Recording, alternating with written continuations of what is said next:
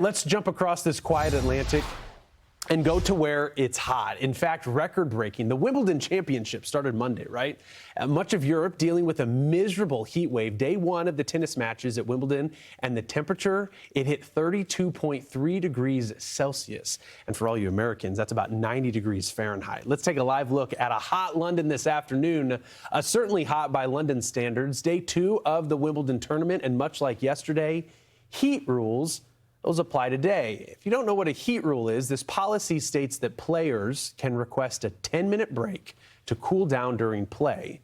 And that only applies when temperatures rise above 30 degrees Celsius or 86 degrees Fahrenheit. Unfortunately for the spectators, they just have to sit there, getting hotter and hotter and hotter.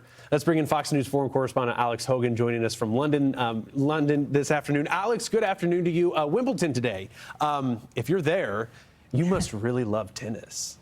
Oh, absolutely. And the people who are there definitely do, but taking care and trying to stay cool will definitely be one of the focuses of today. As you mentioned, this heat wave is ripping through Europe, and today, this is the hottest day of the year here in the UK. Wimbledon kicked off yesterday, and it was the hottest opening day on record. So some of those spectators tried to cool off, but they were baking in the heat. And the players themselves, they tried to cool off by using bags of ice on the court. As you mentioned, the tournament implemented its heat rule, meaning that players can request a 10-minute break to leave the court. They can hydrate and recover, but they cannot receive any coaching during that time period.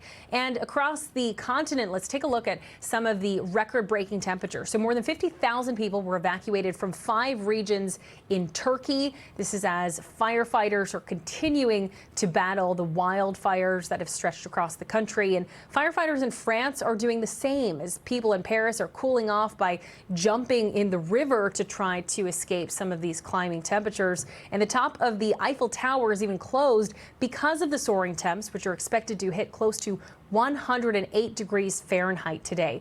Right now, there are at least 20 countries across Europe with heat alerts underway. Both Portugal and Spain have recorded their hottest days in June ever. And in Germany, the country's meteorological service warned of potential record-breaking temperatures for today and tomorrow. Italy's health ministry put 21 cities under emergency conditions due to the soaring temperatures, and at least 2 people have died from these heat-related deaths. And the heat wave that we are watching over much of the continent, it is expected to linger until midweek before we continue to see that weather pattern move at least slightly east. What we're seeing right now, Stephen, it's about 90 degrees in London, 93 in Essex. That's the high for the UK as of today. And for some of our viewers maybe watching from back home in the southern part of the country, they might think, hey, that's nothing. We've dealt with much worse. However, it is important to keep in mind this is in a country and a continent where